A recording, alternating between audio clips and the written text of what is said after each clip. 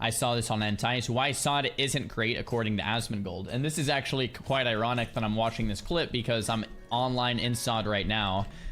Excited, getting ready and excited for P4. So I'm really curious. On his recent stream, Asmongold discusses why he feels Season of Discovery isn't the best and provided reasons on how he thinks it can improve. One of his main criticisms was the controversial decision to remove GDKPs, as he felt it removed a reason for players to continually play. I think that's more of a scapegoat, personally. We'll see what Asmon has to say here in a second. I don't think that has much to do with anything. If it does have an effect, I would say it's a minor one. I would say it's a minor effect. If it does have any effect, it's probably a smaller effect. I don't think that's like a massive deal. I think what is the main criticism would probably be the content, right? Is the content direction going in the way that people thought it would or not? Anyway, let's take a look at the clip. Why SOD isn't great? Oh, removed GDKP. So GDKP is a big reason why people continuously play the game. Basically, after you get fully geared, now what? What do you do? Well, you raid and well, then quit, back in the day, you would get fully geared and then you would do GDKP. Because now you can start making gold with your character. And you can start actually, your character can have a function of doing the raid that provides a reward to you that exists beyond the initial raid itself. That's a 1% issue. I don't think it's a 1% issue, but you're right that it's a high-end issue. But I would expect that. That clip's it's more than 1%. Yes. So that's the whole clip. Man, I wish I could have a longer clip to get more context, but there's a few things I have to say. One, I actually agree. Like in Classic WoW, there's really two things to do. You level, and then you raid, and then you quit when you're out of content. And that's why one of the things that kept people playing in the day was they'd never cleared the content. Like, I don't know about you guys, but I never cleared AQ40 and Nax. I never cleared Black Temple and Sunwell. I never cleared heroic Wrath raids. Like, I just never did. I was a kid. I was like aiming towards it. I had something to strive for and log in and do and work towards, but I never cleared it. So there's two things to do. You level, which took a long time, and then raid, which you might have never cleared. So there's two things were very hard because you never really completed them. Now, fast forward to like SOD, they made the leveling 150% faster, and you clear the raid in week 1, and then you quit. So you see the difference there, right? In terms of GDKP, I might be off base here, but everyone I've talked to with GDKP specifically, they do raid GDKPs. So then you ask them, it's like, well, why do you raid GDKPs? And they go, well, that's what all the groups are. Like, everyone just makes GDKPs, so I join a GDKP. Like, if all of the groups are GDKPs, all the groups that are filling and all the groups that are playing in like Classic Era are GDKPs, then you just play what people are filling. It's like, yeah, you can join a guild, but that's a lot more like socializing and work and stuff. So it's like the quickest route to actually raiding and completing when those are the groups that are actually filling and forming and clearing. So people play them because they're convenient and you can actually clear raid with them. So it's like, yeah, fair enough. But I don't think people inherently only want the GDKP. So the removal of GDKPs means you have to have more of that social aspect. You join a guild, you know, so there might be more hiccups in actually raiding, but I think since there's no GDKPs, people are actually putting in effort to creating and forming guilds, raiding soft reserve, hard reserve, or free roll group runs and stuff like that. But the underlying big thing to me is content. And I had talked about this on retail. I've talked about this on a bunch of different things, but it's very easy to scapegoat something and think, well, this is why it's not doing well, when at the end of the day, the content isn't good enough in the first place. So, for example, if you are a company and you have a really, really, really, really good product, the product kind of sells itself with word of mouth, and it's just exciting because it's just a good product and like everyone should have it. On the other hand, if you have a poor product with really great marketing, you can sell the product, but then eventually it's like, well, the product actually sucks, right? So on retail, so the example I usually use is like, well, Blizzard should fund more things to get people more excited. And I've always called that a band-aid, right? It's like, well, okay, so they do more, you know, $500,000 tournaments. Yes, that's marketing, that's hype, that's exciting, but does that fix anything gameplay related? Does that actually fix the fundamental issues of the gameplay? No, doesn't. Doesn't change a thing. Just gets more eyes on it temporarily, then people will figure out, okay, it's the same exact thing. Another example I use is cosmetic rewards. Rewards, in-game reward structures. It's like, okay, are rewards bad? No. But you can't just incentivize people to play the game through rewards in itself. You want players to enjoy the gameplay in itself and not incentivize them solely through, you get this when you do that. You get a gladiator mount when you get to this point in arena. Well, that's fine and dandy, but the arenas better be fun too, because that's critical. It's more critical than a reward at the end. You want the game to be fun in itself. When you're playing, it's fun. That's very critical. It's very important. I don't think GDKP has anything to do with any of that. This is a small, minor topic that's off to the side, right? In my opinion. Anyway, I would be curious on what he has to say more. Lorik, thanks for the tier 1 19-month sub. G-Bish, thanks for the Twitch Prime. Catch, thanks again for the Prime. I think we're caught up. There we go, babe.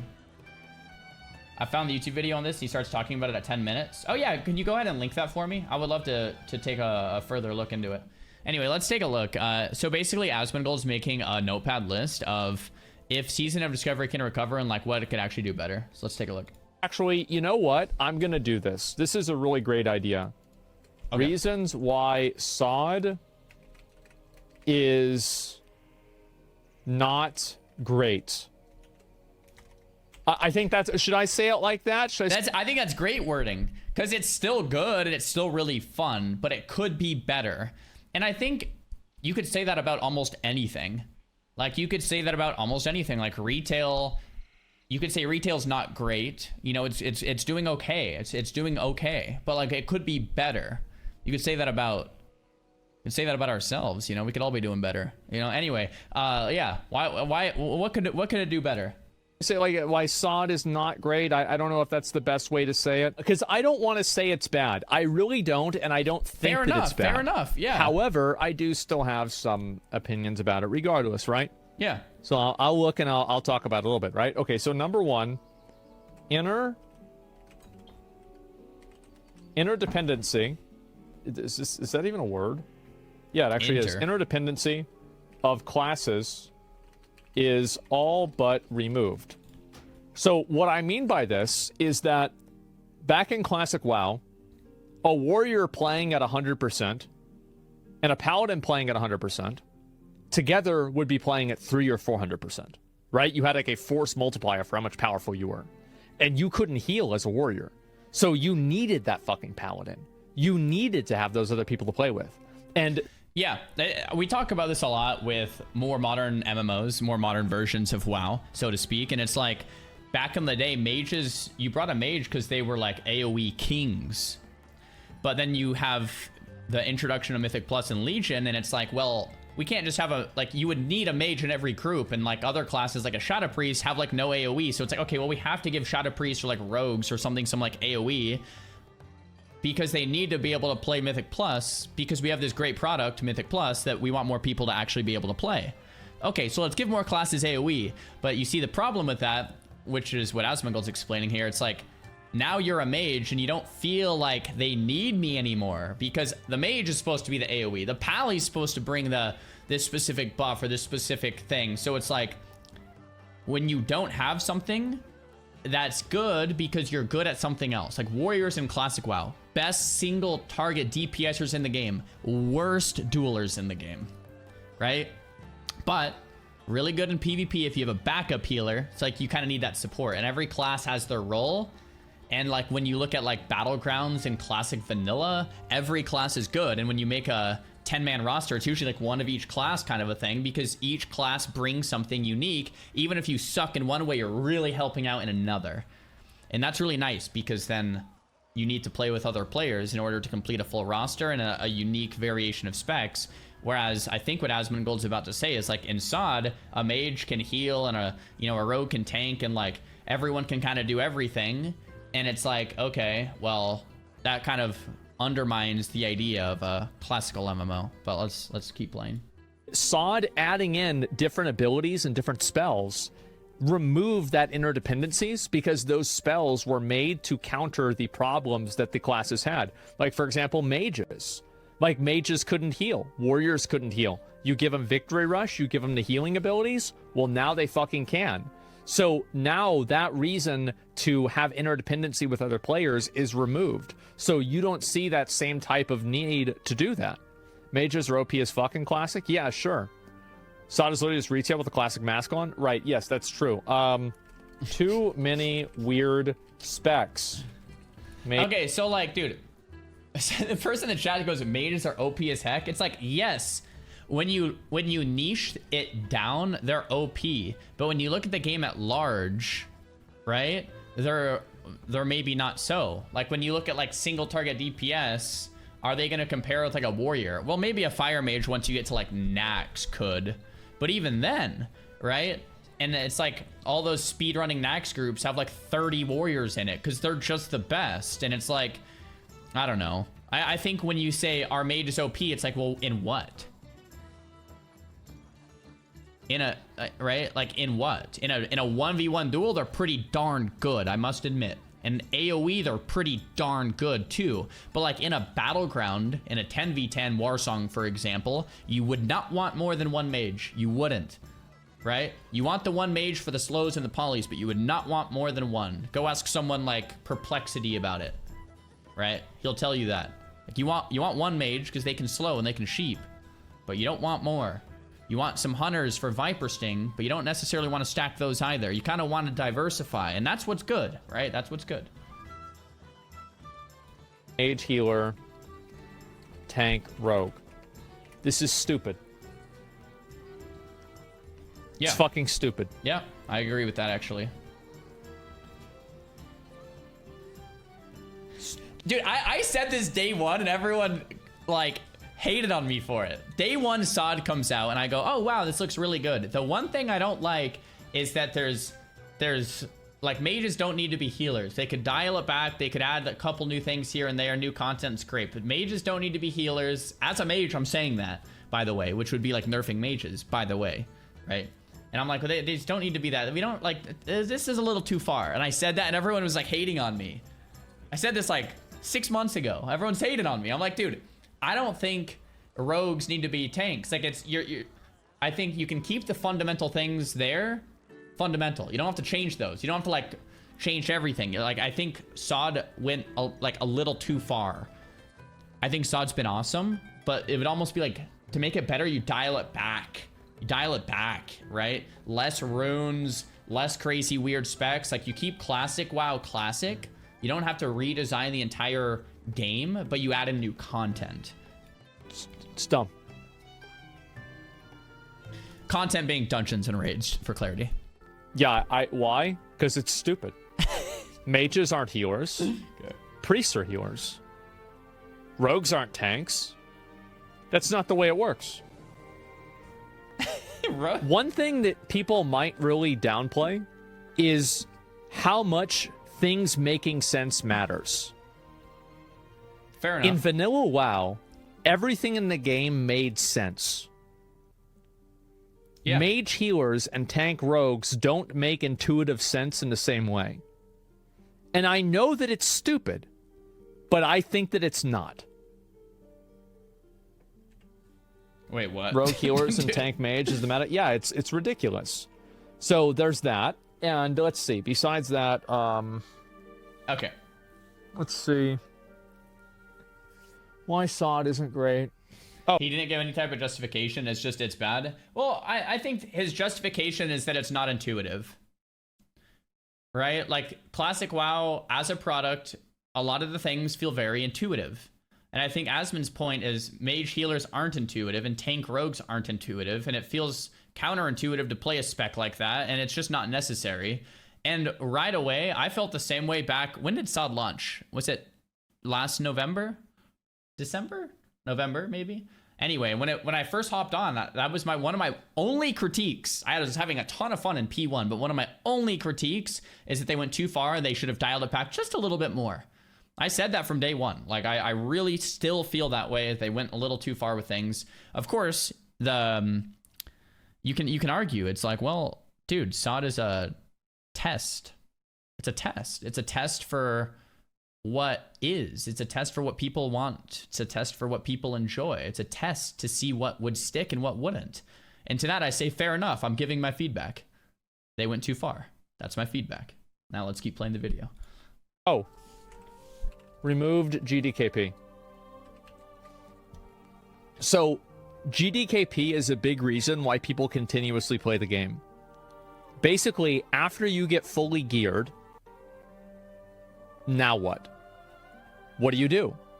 Well, back in the day, you would get fully geared and then you would do GDKP, because now you can start making gold with your character, and you can start actually your character can have a function of doing the raid that provides a reward to you that exists beyond the initial raid itself.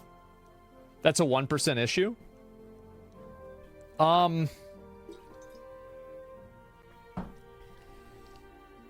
I don't think it's a 1% issue, but you're right that it's a high-end issue. But I would expect that, yeah, it's more than 1%. Yes, it definitely is. There's a lot of people, but if you look at, and also GDKP is more fair. That's another very big factor, right? That's a is take. That a lot of people, whenever they raid and they lose a role to somebody who is garbage, this person now doesn't want to play the game anymore.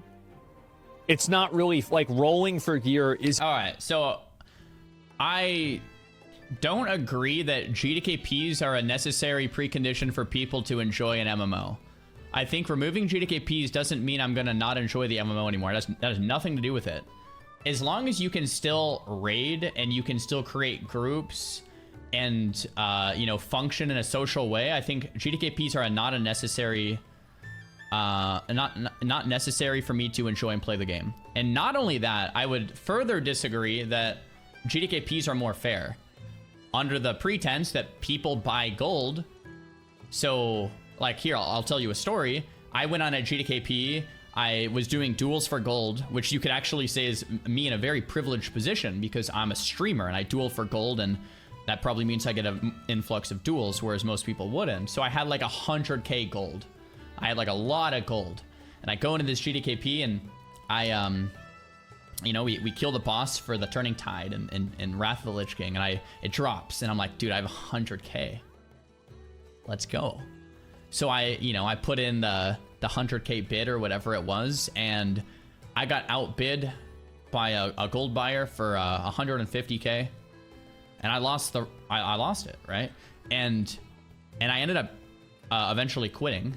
Not necessarily just because of that. I probably would have quit anyway, to be completely honest. So I don't want to like scapegoat that as the reason I quit or something. But like to Asmon's point, it was incredibly frustrating. I would have much rather lost a roll, because that would have at least been fair to some degree, that it's a random chance of winning or losing. Not I 100% lose because I didn't buy gold, because I didn't buy enough gold or something.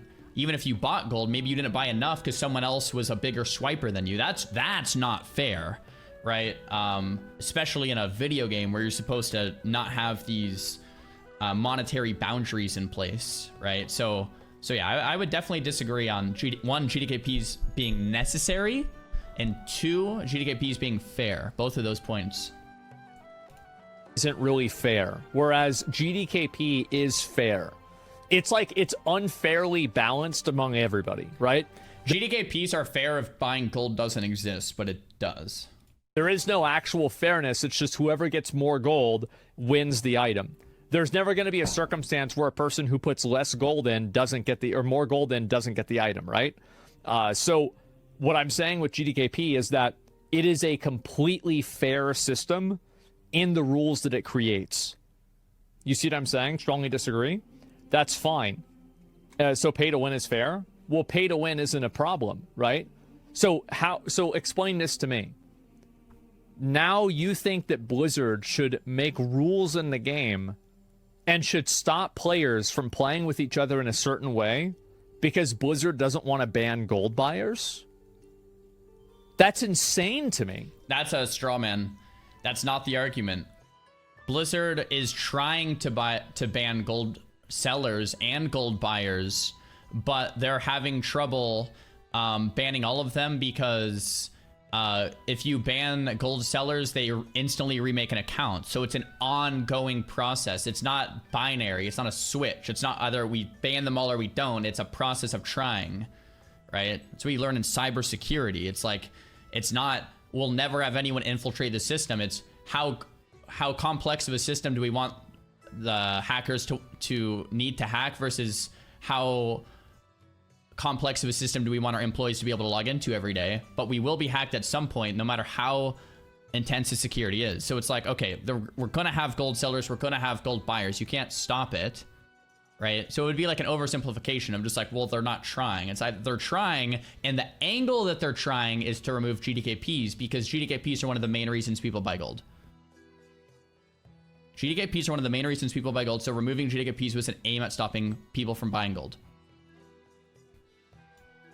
You're saying, I want Blizzard to make the game worse and give us more rules because they don't want to adhere to their own terms of service. That's crazy. Rolling is fair? It's not, though, because bad players can roll on gear that they don't deserve. Why would a bad player not deserve gear? Like, I don't know. Like, I've done a run before and a bad player won the roll, and it's like, well, the loot system was a roll loot system and the bad player won the roll. I don't think a bad player doesn't deserve gear at all because they're bad. And it doesn't reward people that are good at the game for playing the game. So why would... If you're really good at the game and you actually want to, like, get a lot of gear and you're actually really good, usually what people do is they'll join a guild with a loot council and they give all of the gear to the top performing members like right away, because they know those top performing members with the right gear are going to carry the raid so they can actually progress.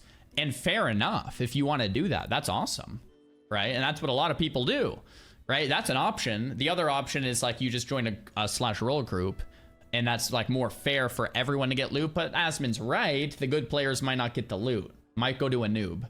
But that's kind of what you know signing up for a slash roll group. So like you have different systems in which you can actually raid, and a few of those popular systems are GDKPs, and that's where you basically, whoever buys more gold gets the item. And that's kind of annoying to me personally, because it's like, well, I don't want to buy gold because I don't want to get banned potentially. And it's like, so that's out of the question. And then you have free roll, which is a very casual way of doing things. It's like, if you're a casual, this probably works great because you can get loot even if you're not super sweaty. But if you're super sweaty, this kind of sucks because then you lose the roll to the person that, you know, is kind of a noob.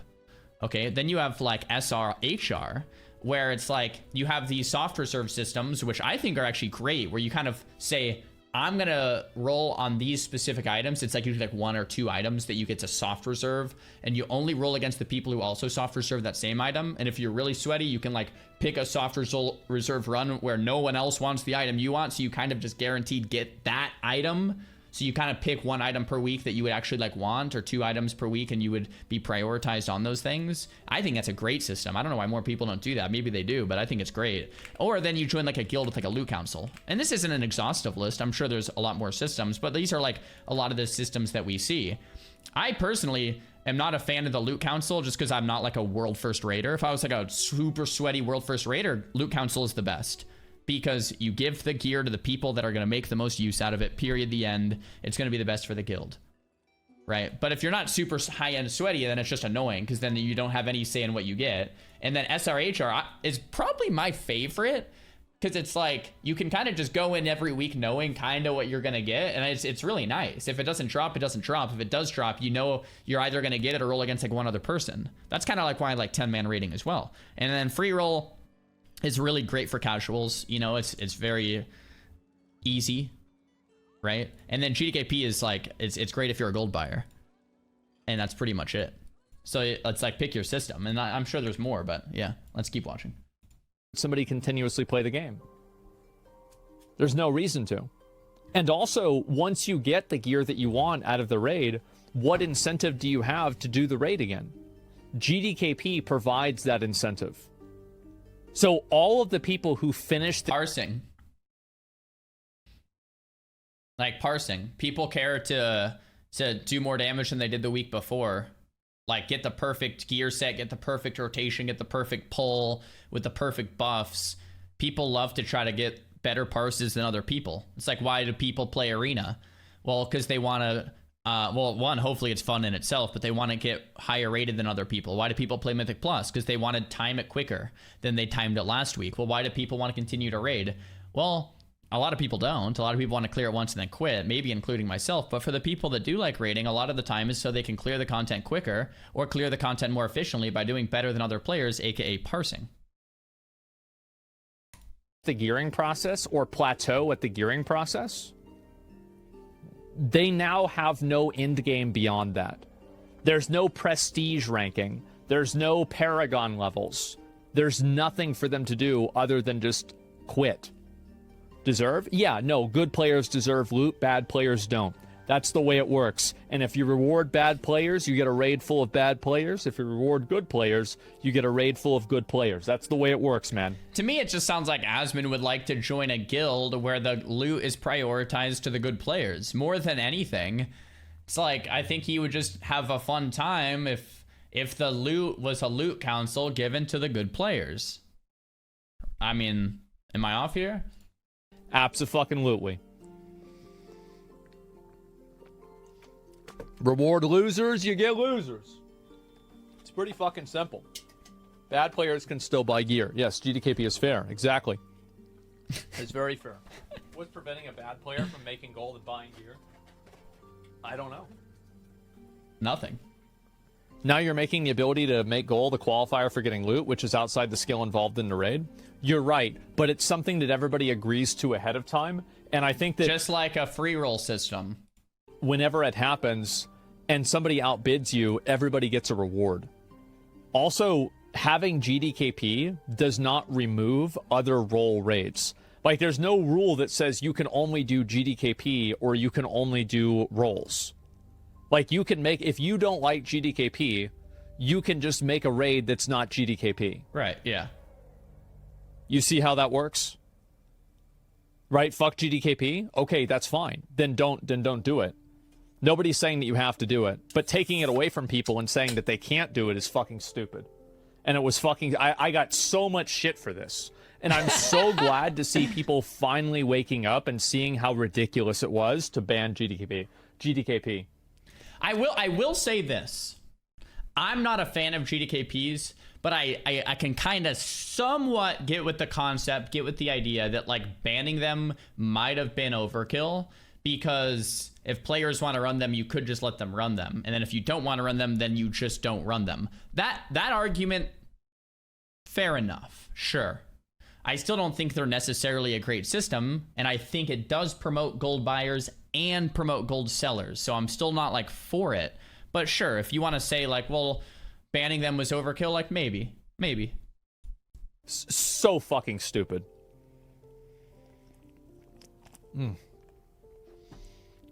Saying it since day one. Yep. Would GKP be as popular without gold buying? Yes. Without gold buying, I would love GDKPs. By the way, without gold buying, GDKPs would own. They would be a great system, right? They would be a great system. I think they it would maybe be one of my preferred methods. I think gold buying and gold selling ruins GDKPs because now it's just whoever swipes harder. And then you don't get loot unless you swipe, which promotes more people to swipe, which promotes more people to swipe, and it's this domino theory from there. It's like you have to buy not only a little bit of gold or a medium amount, you have to buy a ton of, everyone has to buy a ton of gold because everyone else is buying a ton of gold. So then it just becomes this, like, this compounding issue. Of course it would be popular. GDKP is one of the... You're a streamer and get sent a bunch of gold. So I don't accept gold from anybody because I don't want to get banned from someone buying gold and sending it to me. So the only gold I accept is if I'm dueling someone for gold and win or lose. And if I lose, I lose gold. And if I win, I gain gold. So I'll do that. But people have open traded me like 50k gold and I just decline it straight up because I don't want to get banned. Someone sent me gold in the mail, I'll just return it. Like straight up. No cap. You guys see it on the stream all the time. No cap. Like you guys, yeah, 100%. I don't want to get banned. But you're right. I'm a streamer, so I get like I'm in a very privileged position in the sense that if I want duels for gold and I'm just outside the city, there's going to be people that probably want to show up and, you know, duel. Whereas if you're not a streamer, that won't be the case. So I'm not saying I'm not privileged in that sense, but I actually don't accept gold. Straight up. The near bottom issues with SOD? Well, here's the issue, right? Is that players, like, so basically you play through SOD and players cycle out of the game because there's no content. If GDKP exists, it creates that cycle and it keeps them inside of the game, which keeps raids going, right? It builds an ecosystem into the game. But we're talking too much about GDKP. It's not right. Yeah, I think it's a minor thing, if anything. But I am curious on what other things he has to say. All about GDKP. Okay, this is just one part of it, right? Okay. And no, it does not. It absolutely does. It's not. Like, I agreed with all of his points except the GDKP one so far. And the GDKP point might have still, it still might be a minor thing. I've even said that too. I just don't know if it's a major thing. Anyway, let's see his other points. Not even a question. That's why there's people that have 10 alts to do GDKPs, and then you get rid of them, then they're not playing the game anymore. All of those people are making raids. Now they're not, then that's gone. And so anyway, and the phases were too long. Enough. Okay. Also, raids were too hard. So this is another contentious thing that a lot of people said that I was bad for, and it turned out that I was right about everything completely, and Blizzard agreed with me.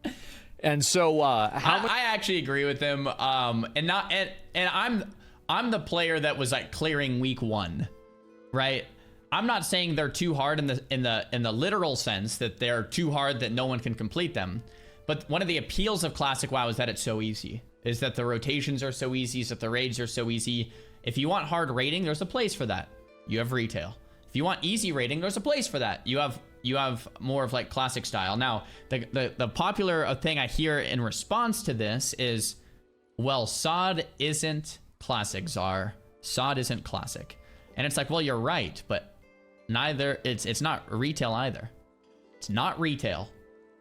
It's somewhere in the middle, and that's why conversations are being had, because the conversation that we're really having is, well, what exactly is it?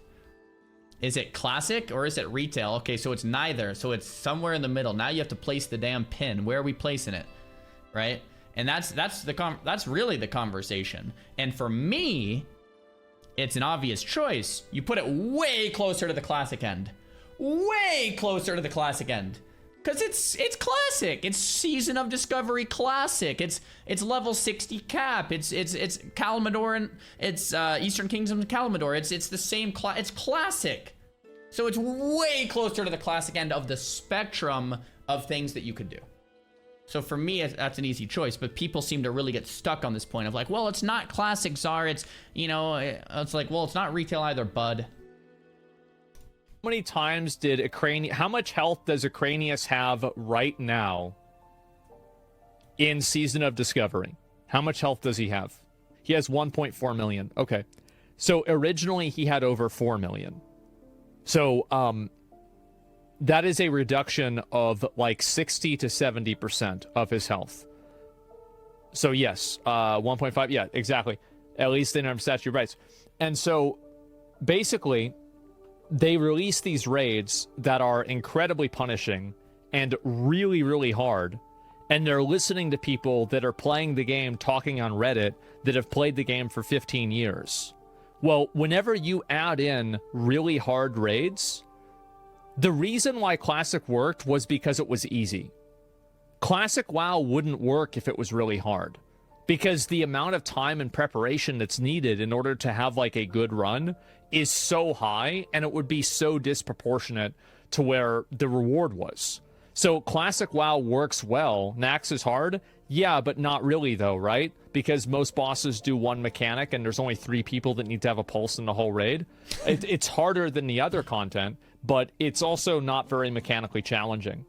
So what ends up happening is that you have these really hardcore players that are advocating, oh, we like harder raids, we want harder raids. Then you look at them, and these are people that have been playing the game for like 10 or 15 years. You shouldn't listen to them. That's not the right person to listen to. So they made the raids too hard. Like the second to last boss with Black Fathom Deeps was too hard. I got shit for saying it. Blizzard nerfed it because I was right. Nomergon was too hard. I got shit for saying it. Blizzard nerfed it because I was right. Sunken Temple was too hard. I think BFD was pretty darn close to the right difficulty. I think Nomer was getting a little hard, and then Sunken Temple was getting a little hard. Once again, just to put the asterisk there, I was one of the week 1 clears. Like, I wasn't struggling. I'm saying for other people, for the majority, for SOD to really be enjoyable for more people, for the accessibility for everyone. Yeah, I think BFD was like a pretty good. That last boss, Dust to Dust, maybe, you know, Kelleris. I guess that was the second to last boss, but yeah. I got a lot of shit for saying it. People were talking, even making like tweets and threads about me, about how stupid I am for saying this. Blizzard nerfed it by more than 50% because that's how right I was. Classic WoW is made for brain-dead dads that don't have enough time to play video games. It's not made for good players. If you're a good player, play retail. Okay, I've actually said this before, and I don't even know if I got any heat for it. I feel like I should have got heat for it. Maybe I did, maybe I didn't. But I've said the same thing before. If you want challenging content, go play retail. Like, it's there for you. You can race to world first. Good luck. You can push, 3, 4, 5 KIO scores. Good luck. You can push for getting rank 1 or gladiator. Good luck. Like, that's where the real competition is if you actually want to play something very difficult. Classic WoW is for fun. Like, let's just get that straight. And I think there's maybe some confusion with that. If you don't want to play that and you like playing SOD, then like that's awesome. But like that should be said, right? Because that's the reality. Go do Mythic raiding. Go play Valorant. Go play League of Legends. Stop turning a 20-year-old MMO that's been solved 18,000 different ways into your esport. You're killing it. And Blizzard kills it by adhering and trying to cater to them. So yes, raids are too hard. Fair enough. Yeah, fair enough. Retail blows? Yeah, but that's what I'm saying. Raids were way too hard. And a lot of classic players can't keep up with that. They're bad. They're fucking garbage. They're trash. They're so bad at the game. Like, if you watch people raid in Classic WoW in Era, bro, these people, like, I swear to God, you could train a parrot to play a game better than that. You could. There are 100% parrots that are smarter than most people in a molten core. Really, a parrot? Absolutely. And not even the smart parrots, right? I'm talking about like just a run-of-the-mill parrot. Not like the cream of the crop. Just like an average parrot. I think tanking was probably the most difficult aspect of Classic WoW. Bro. Yeah, I know. The hardest part about tanking is staying awake. So, oh my gosh. Saw dog shit players confirmed? Yes, exactly. So how is it opinion relevant of a casual reaction Andy streamer than a dad that plays WoW and has since 2006? Because I think if you're more of a hardcore raider in Classic, there's nothing wrong with that. But then you have to find ways to challenge yourself that are self-imposed. Not challenging content in itself. You find self-imposed challenges, namely speedrunning. If you're a really good Classic enjoyer, you're a good player, you're mechanically sound, you're with it, but you just don't like retail. And so you want to challenge yourself in Classic. Well, the content's easy, so how do you do that? Well, you go for 20-minute molten cores or whatever it is, 10-minute molten cores, or I don't know, like that. You go for a 5-minute BFD clear, like you go for speed runs and you go for your 100 parses. That's what you do if you're like a Giga Chad Classic player that like you're kind of bored. You don't want to play retail because you just don't like it, and you want to actually like do something somewhat challenging. It's like, well, you make the game challenging, self-imposed though. Not Blizzard making the raids too hard for everybody else because, you want to play Classic, right? Casual, the person who's played, and also, like, I am a reaction Andy, but you can play WoW for the next 10 years and you will still not have played as much WoW as I have, and I will probably still know more about the game than you do. 10 years from now, if I never played another day in my life, okay?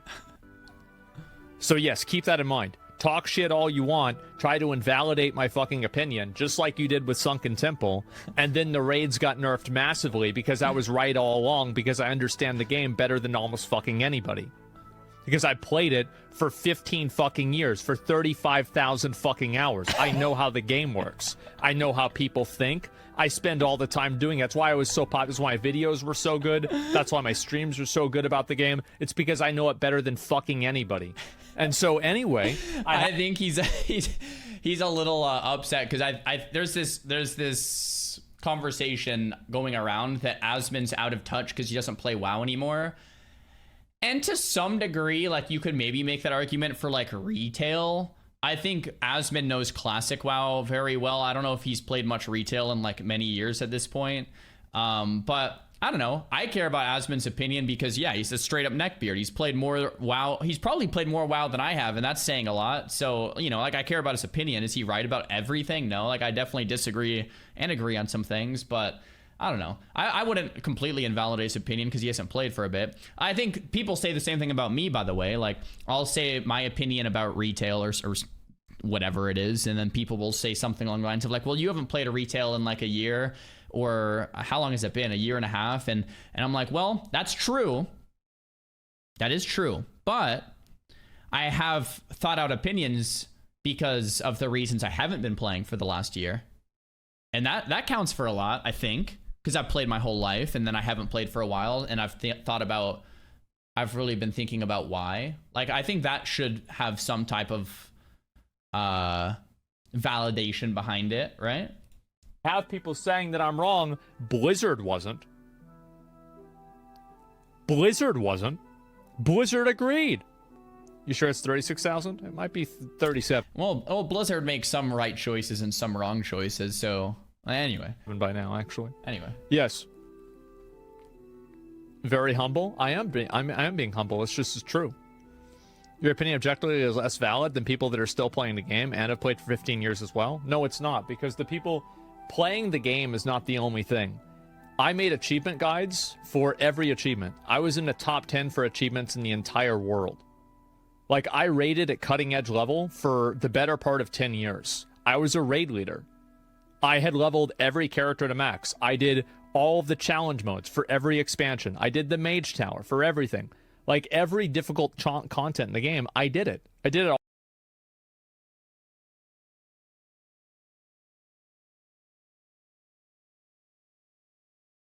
all the time. Here's the truth, right? Most people that play the game don't understand it. That's the reality. They don't understand what the game actually needs because they don't really get it. Did you, or were you carried? I did. I was one of the best players. Absolutely. It's verifiable. Go look at my logs. There's a reason why everybody watched my videos. It's because I was the best. It's just the way it is. Yeah, it's not even a question. It's a verifiable fact. So, anyway, needs a full reset? Yeah. Best WoW player in the world? Not best player, right? But I was very good. And, anyway, so the raids were too hard, and they were catering to people that were no-lifers. The average people that play Classic WoW are brain-dead dads that don't have time to raid, and if you make them wipe and die over and over in a raid, here's another thing that's really valuable that people might not be thinking about. When you know how long a raid is going to take, it's a lot easier to do that raid. So, for example, if you do Molten Core, you know that raid's going to take an hour. If you do BWL, you know that raid is going to take an hour. But if you're doing Sunken Temple, you don't know whether that raid's going to take 40 minutes or 3 hours. Okay, so we'll kind of skip over the last couple minutes of things. I'll let you guys form your own opinions on that. Anyway, raid length. That's a good topic. Okay, Sunken Temple, when it came out, I actually agree. Like week 1, it was like it could be like a 3-4 hour time commitment because it was people were figuring it out and people had no gear. The bosses were harder. So yeah, the first Sunken Temple clear I think took at least a couple hours. I know it did for most, like almost every group, unless you were like in the world first group. Oh no, even those did. I remember that first week before the nerfs, people were in the Aracanus boss, or Aracanus rather, for like 8 hours, like just spam wiping because everyone's trying to figure out the mechanics because no one did it yet. There was no PTR or anything. Anyway, now, correct me if I'm wrong, but you can Sunken Temple in like an hour, like pretty consistently. Correct me if I'm wrong. I haven't played SOD in a few, whatever it's been, like 8 weeks or something. I think though you can pretty verifiably, consistently clear in about under an hour, like even as quick as 30 minutes. Yeah, but on launch, yeah, it took like 3 or 4 hours. But now I think you can pretty much say, but you could say the same thing about Molten Core. When Molten Core first came out, week 1, you didn't know you were going to clear Molten Core. You couldn't clear it in an hour. We got there over a very long period of time. So I don't know, like, yeah, Sunken Temple was a long raid when it first came out, but I think people are getting it. So for people that have a lot of time, that don't have a lot of time, it's much harder to commit to a raid that has an uncertain outcome and how much time it's going to take. Also, here's another reason. Are they still using raid IDs? Of course. This is the stupidest decision that I think Blizzard has made in Season of Discovery. Of all of the decisions, this is the dumbest one. It is completely unnecessary. It adds nothing to the game. And all it does is hurt players playing with each other. A lot of people don't understand how raid IDs work. Raid IDs mean that when you join a raid, instead of being saved just to the bosses that you've killed, you are instead saved to that specific instance of the raid. So if you do a raid with some people and it doesn't go very well, you don't have the option to join another raid later on in the week and just go play with them instead. You have to finish your raid specifically. Whereas in Retail WoW right now, they have a better solution for this. Every single boss you have an ID for, and you can receive loot from that boss every single week, but you can kill that boss multiple times. That would not for Mythic. Yeah, I know, and Mythic is stupid. They're stupid for not having it like that in Mythic. Yeah, not in Mythic. Okay, so I actually kind of agree with this point, but I'm just going to play devil's advocate here for a second, because there are reasons for both. And I just want to display the other side properly before we come to a conclusion. And I think the big pro of raid IDs is it forms stronger social bonds and social connections, because you can't go in for a boss and then leave because you don't feel like doing the rest of the run. You can't make a group and then kick a noob because he sucks, because it's like, well, I mean, you could still do that, but a lot of people won't do that because it's like, well, he's locked for the whole week, so we're going to kind of stick it out with each other. So the example I like to use is like, you know, back in the day versus like dating back in the day versus dating now on like Tinder or something. And it's like, well, if something doesn't work out now, well, you're easily replaceable, man. I'll just swipe again, you know, and people just keep swiping and swiping and swiping. Versus back in the day, if you went through troubles in a relationship, you would stick things out and like try to make it work and figure out solutions. And that's one of the major differences between raiding in a classic MMO versus a modern MMO. So a modern MMO has modern systems, and some of those modern systems being solo shuffle, Battleground Blitz, LFG in general, right?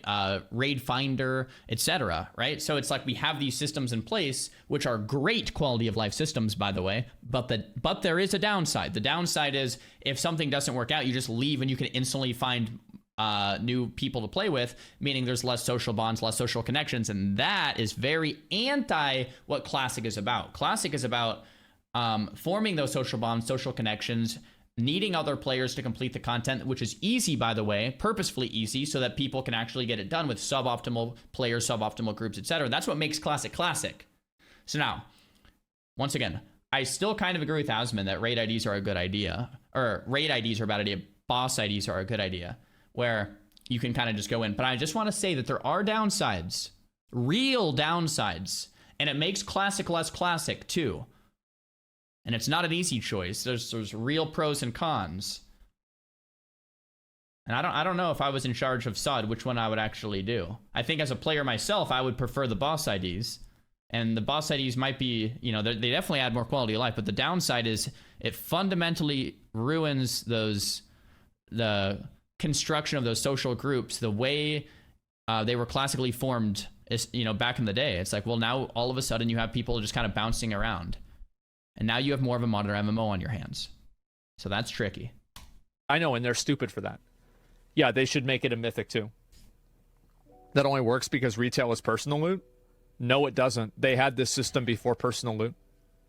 It's just simple. It's just not true.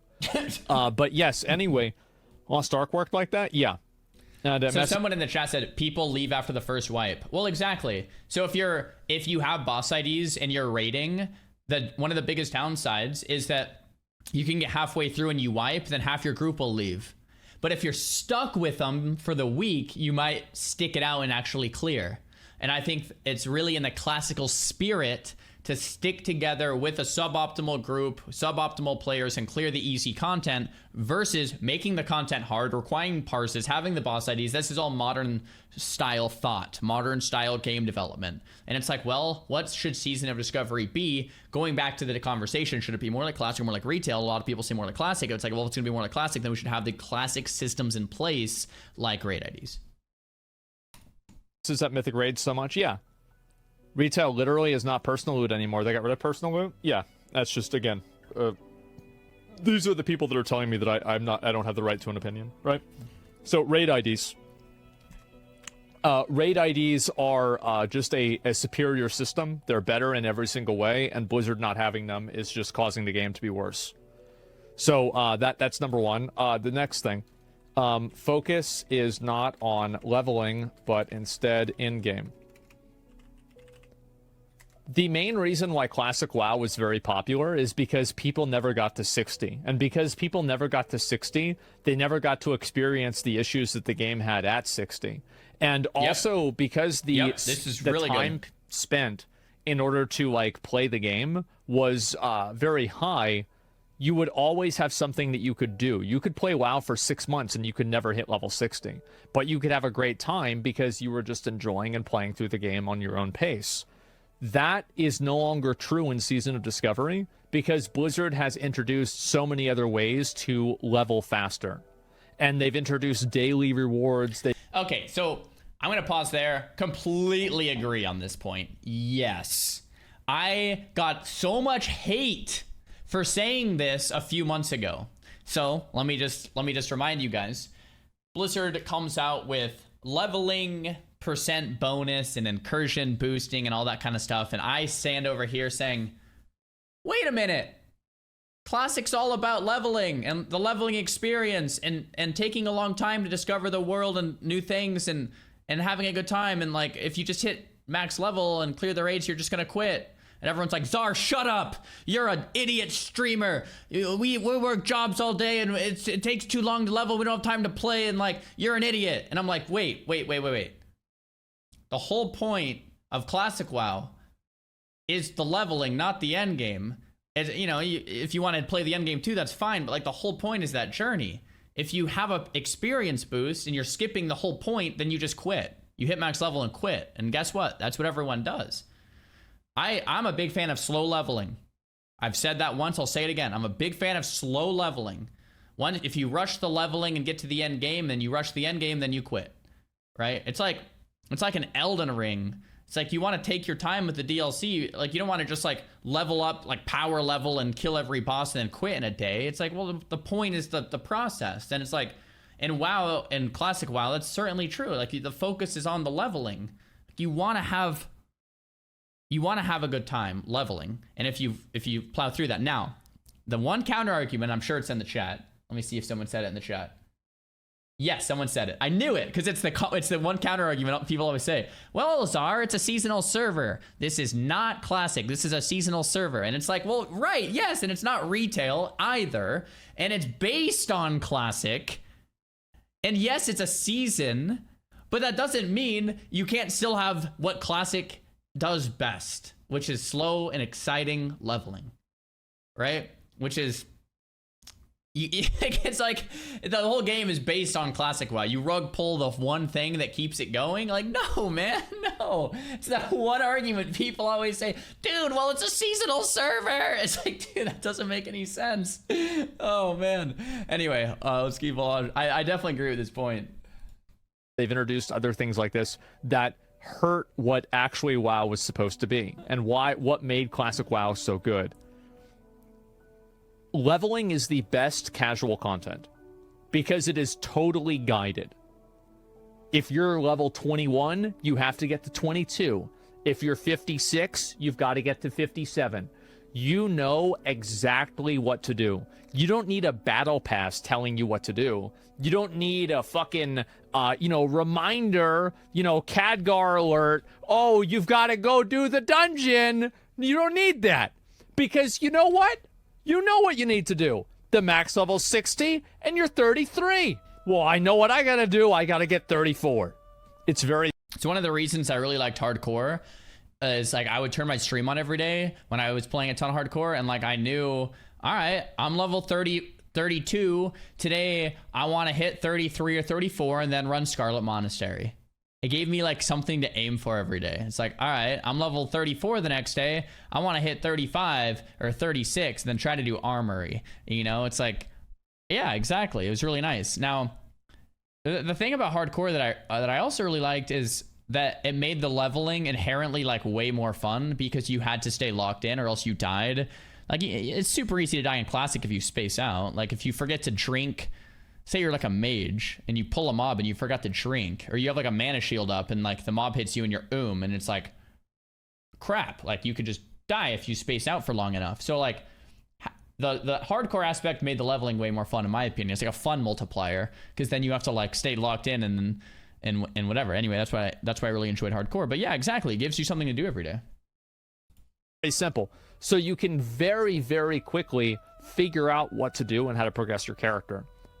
The fact that so many people hit max level in Classic, in SOD,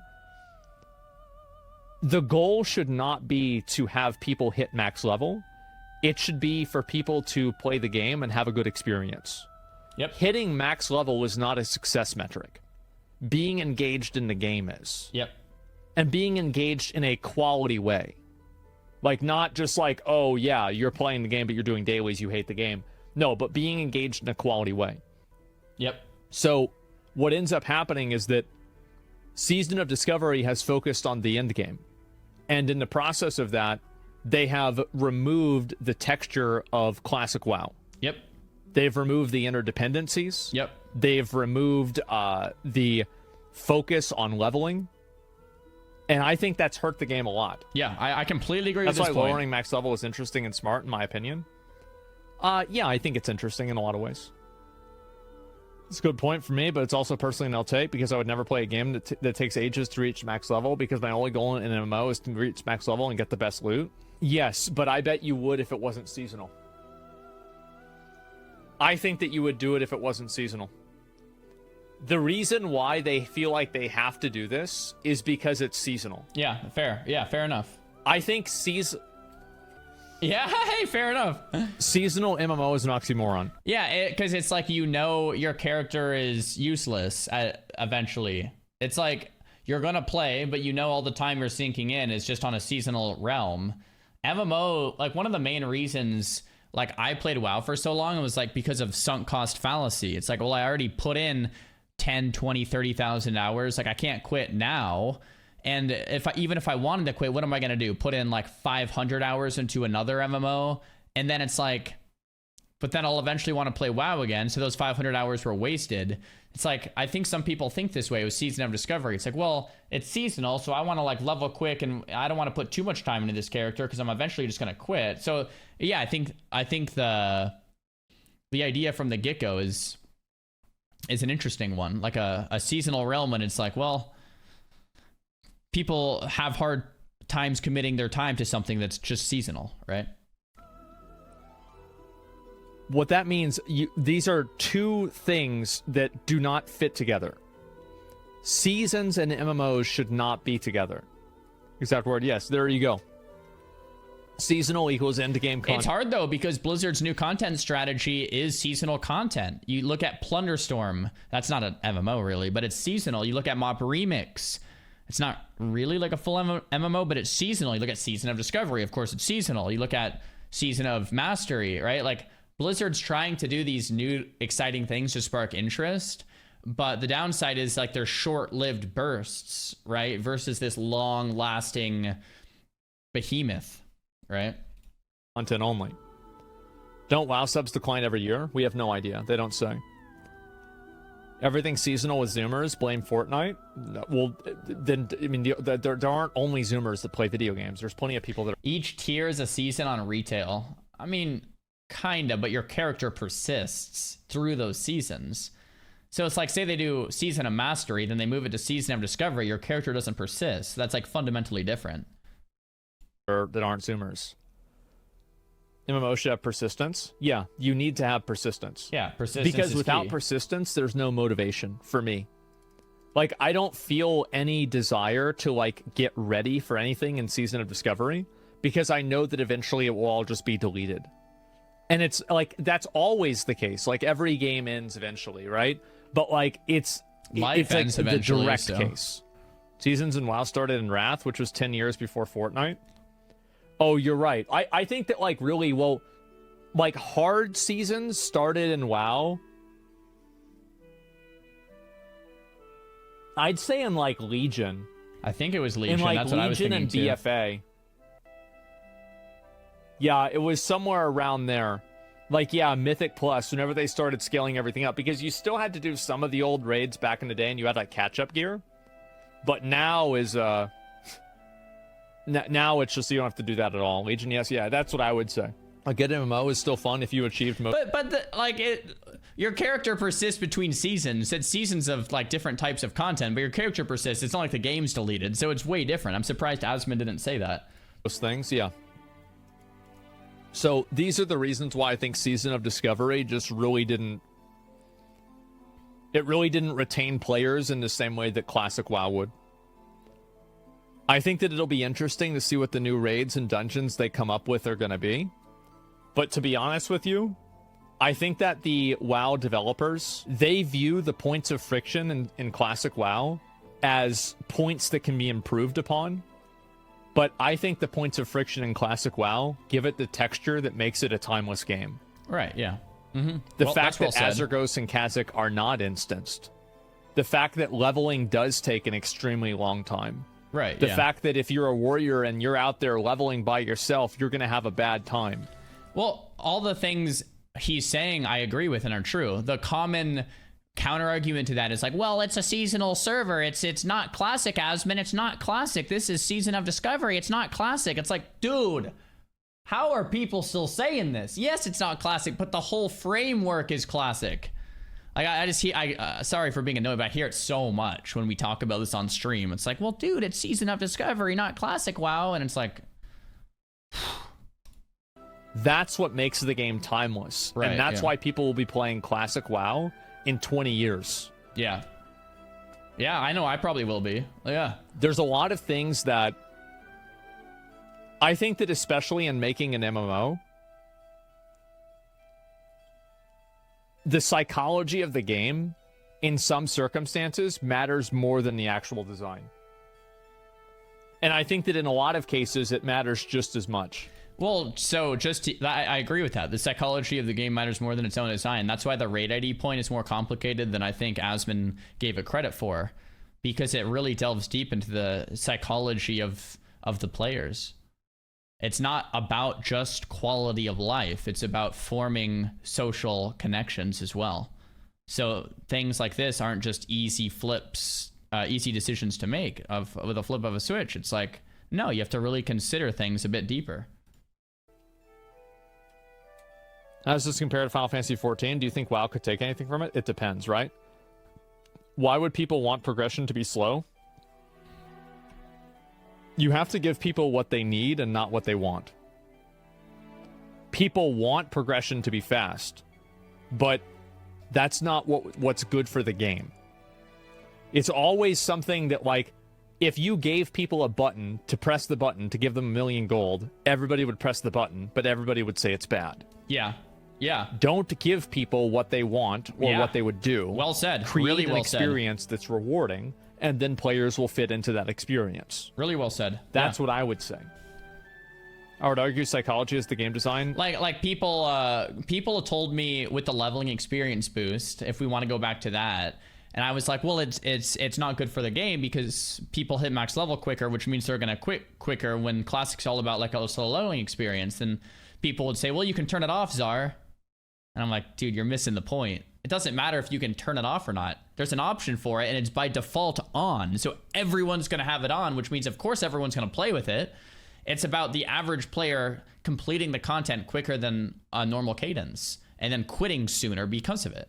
It has nothing to do with whether you can turn it on or off, right? They're completely connected. They are. They're absolutely connected. I don't want to spam. I really wanted to react to this. Man, I don't want you to spam either. Type it again and you're banned. Let's see here. At this point in my life, I want a game that makes me feel good. Power fantasy. I don't care about hard grinding anymore. See, you don't understand. Like, I get that. I get that. But Classic WoW had that. You had, like, am I the only person that felt like I had a power fantasy whenever I got plate armor at level 40? Or I got the Ravager in Scarlet Monastery? Or I finally unlocked dual wielding? I did. It's not like the only frame of reference of power fantasy is getting Gressel Dawn of Ruin. That's the entire, like...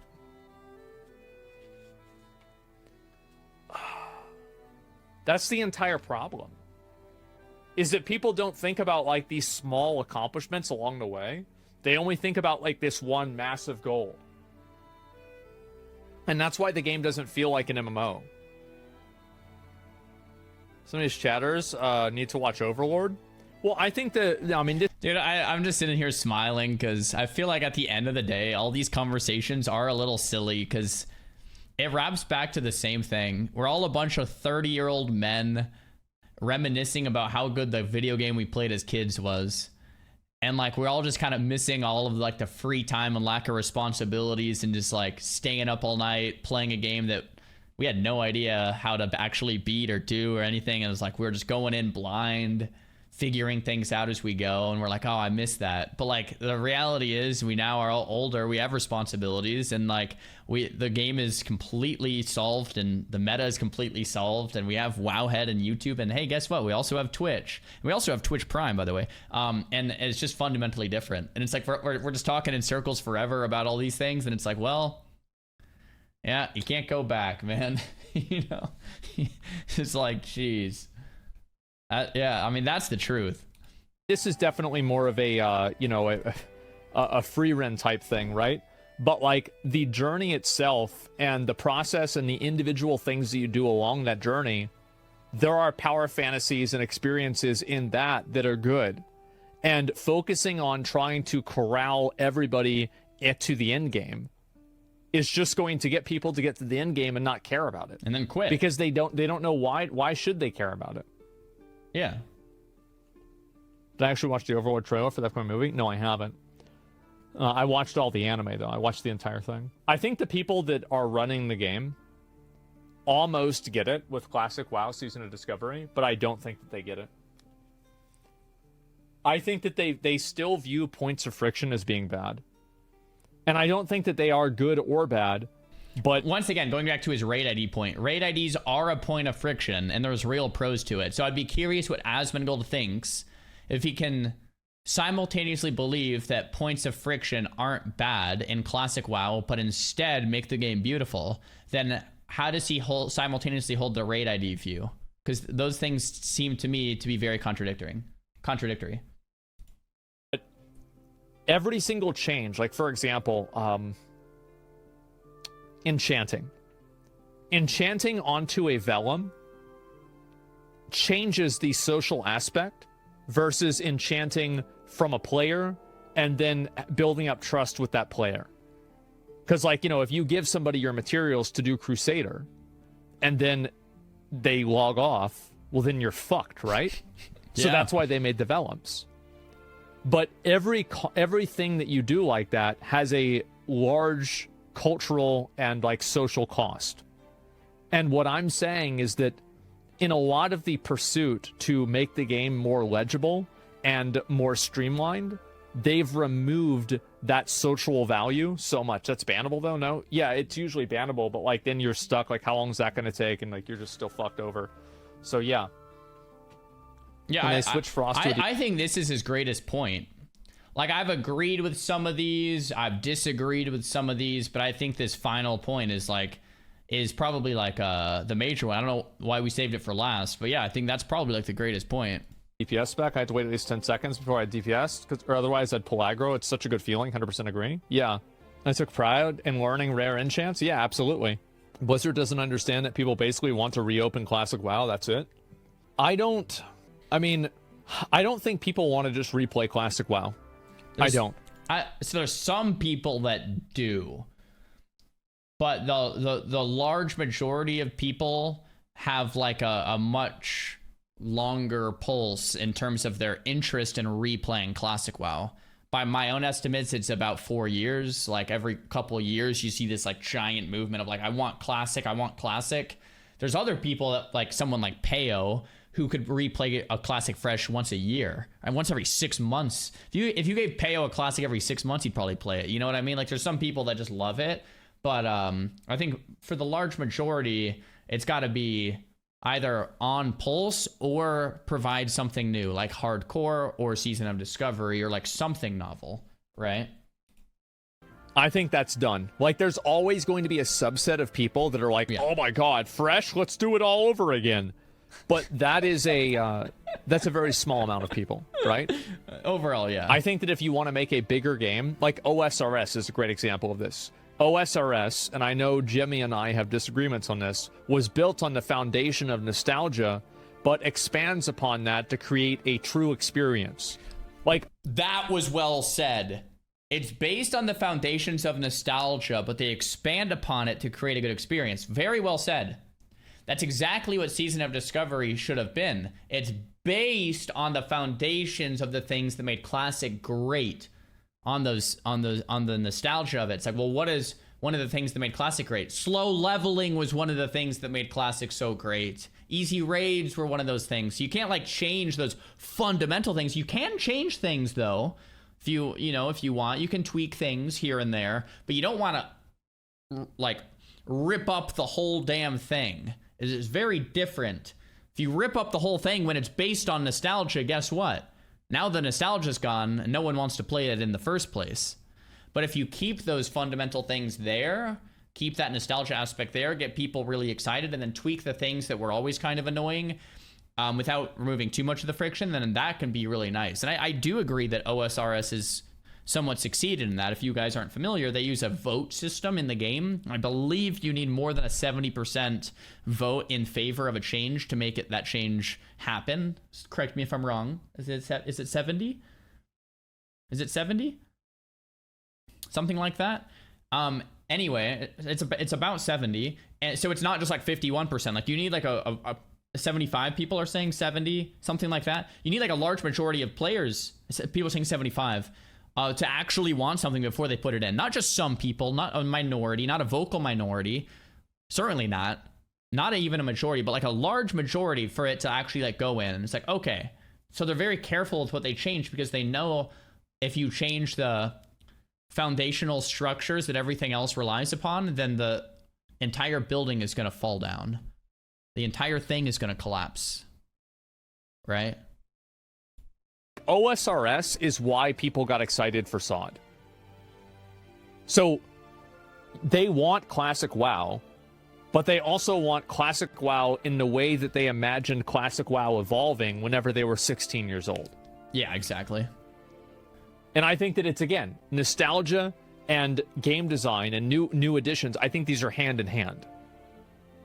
The problem is that that's not what's happening. So we'll play Season of Discovery Phase 4, okay? I will 100% play Phase 4. Oh, cool. I am most excited about Phase 4. Guys, in OSRS for people that play, does it get political since there's voting? Are there like politicians that are lobbying like vote yes for item 4? No, it doesn't? I'm surprised. I'm sure it would, right? Like sometimes, not really. Okay, that's good that it doesn't, because I could totally see people like streamers or YouTubers or people on Reddit like vote yes for item 69, it's gonna fix the game, and then like someone else like vote no for item 69, it's gonna ruin the game. It's just like a game of politics of like vote for this or that or like something stupid. Like that could be, I don't know. I'm glad it's not too bad. Phase 4. But my excitement is not very high. It's not. It's really not very high. I don't think that the changes the developers have made are. I don't think they know what they're doing. That's really the way I feel. I really don't think they know what they're doing. Mark my words, the future. I think this, and you guys can call me right or wrong, maybe agree or disagree. I think the developers are, it seems like the developers are OG classic WoW Andes. I don't know if that's the problem. I think they have to sell their product to their superiors and the board. And that product needs to be sexy. The product needs to be new feature, new this, new that, new, because it needs to get approved for people to actually fund it. And whether or not the developers deep down have played the game since Classic, to me, isn't really the question. It's more like, what can they actually sell and get approved by their superiors? And it's like, the problem with Season of Discovery just being Classic WoW with a couple small tweaks is that it's not as sexy. It's not as like, there's not as many things that you can put on a box and sell. It's like, it's nothing. It's like, well, what is it then? It's like, well, it's a Classic Fresh, basically, with some new raids and dungeons. It's like, how about this? Let's do healing mages and rogue tanks. Like, that'll get them excited. Like, okay, wow, these are some ideas we can run with. It's like they need something to grasp onto that's really unique and different that they can, like, market. I think that's what it is.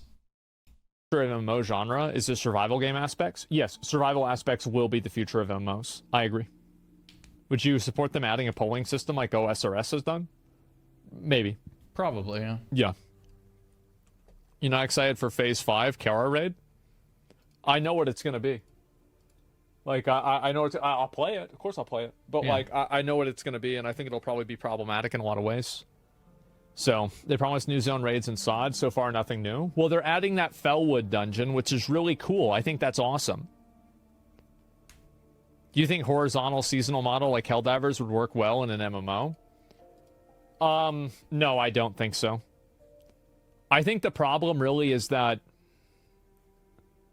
So this is one of the things that, like, in Lost Ark, this is why the first month of Lost Ark was so good, is because there was so much content to go through, and the only thing that was holding you back from it was, well, money, but also time. More. Yeah. Like, you know, there was content. They brought this game out, and they said... This game's out.